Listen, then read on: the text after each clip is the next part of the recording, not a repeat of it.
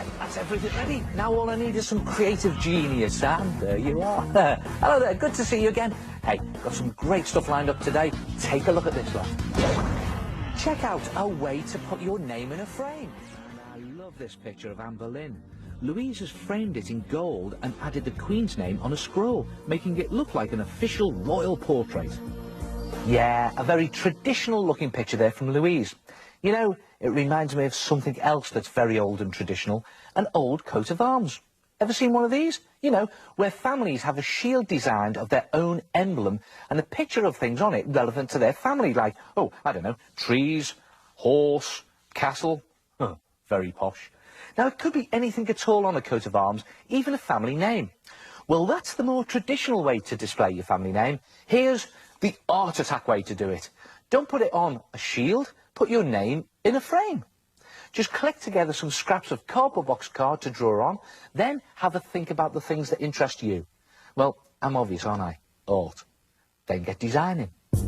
On one of your card pieces, design a frame to match your theme. So for art, how about a fancy picture frame, the sort you get in galleries?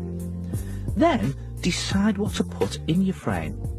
How about a squidgy tube of paint, with some paint squirting out?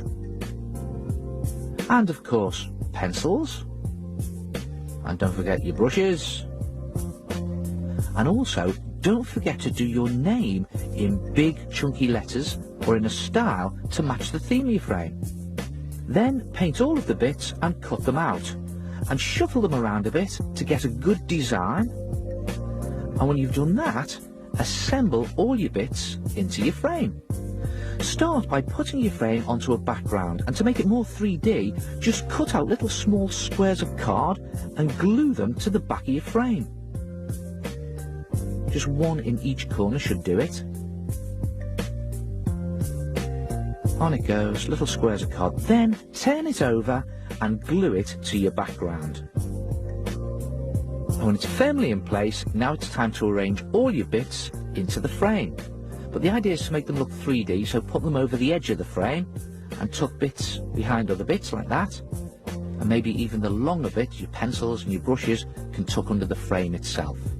And when you're happy with your arrangement, glue everything into place.